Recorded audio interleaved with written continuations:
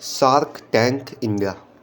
इन दिनों यह शो काफ़ी चर्चा में है क्योंकि इस शो ने अपने पहले सीज़न में ही आके ही जो ऊंचाइयां छुई है वह शायद किसी भी शो के लिए मुश्किल ही था।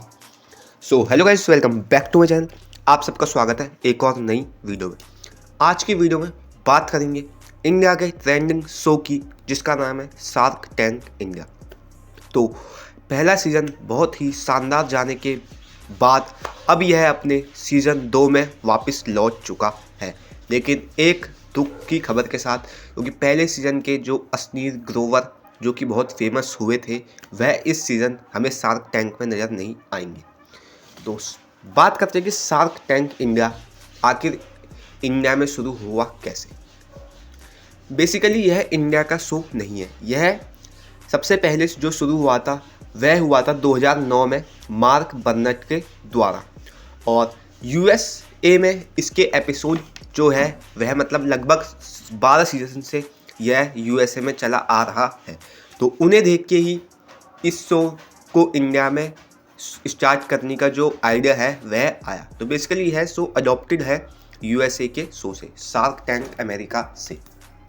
तो जो बेसिकली इस शो का जो कॉन्सेप्ट है वह मतलब बहुत सिंपल सा है। जो नए नए इन्वेस्टर्स हैं, मतलब जो बिज़नेस आइडियाज़ लाते हैं, उन्हें पैसों की अगर ज़रूरत है अपने बिज़नेस को कि वह किस तरीके का बिज़नेस खोलना चाहते हैं, तो जो इसमें जजेस हैं या शार्क्स कह सकते हैं, वह इन्हें कुछ इन्वेस्टर के रूप में इन्वेस्ट करने के लिए पैसे देते हैं, प्लस अपनी जो शेयर है या इक्विटी है वह रख लेते हैं।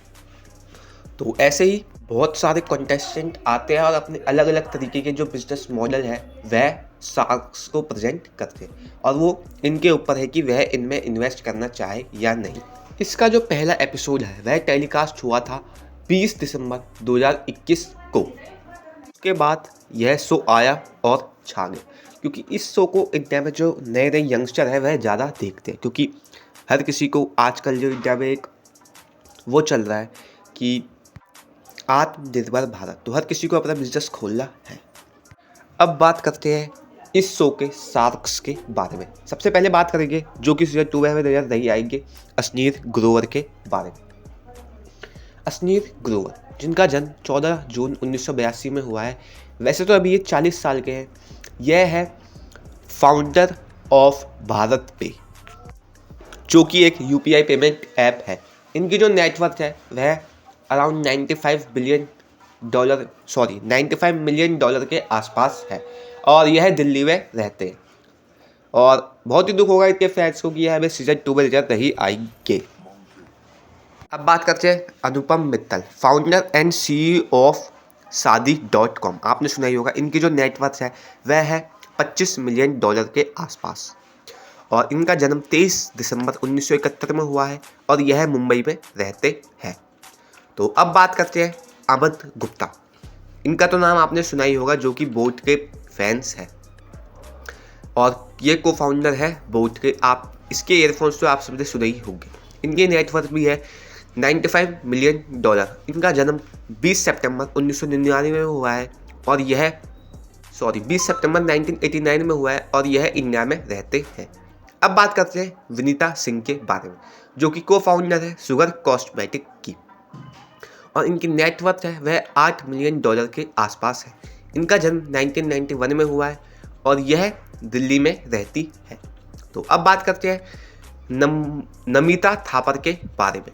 इनका जन्म 21 मार्च 1977 को हुआ। यह एग्जीक्यूटिव डायरेक्टर है ग्लोबल फार्मा कंपनी की। इनकी नेटवर्थ इन सब शार्क्स में सबसे ज़्यादा है, जो कि 600 करोड़ के आसपास है। अब बात करते हैं गज़ल अलग के बारे में। यह मामा अर्थ की को फाउंडर है, और इनकी नेटवर्थ है 20 मिलियन डॉलर के आसपास। इनका जन्म हुआ है 2 सितंबर 1988 में, और यह गुड़गांव हरियाणा में पैदा हुई थी, और रहती यह अभी गुड़गांव में ही है। अब बात करते हैं लेंसकार्ट के को फाउंडर पीयूष बंसल के बारे में।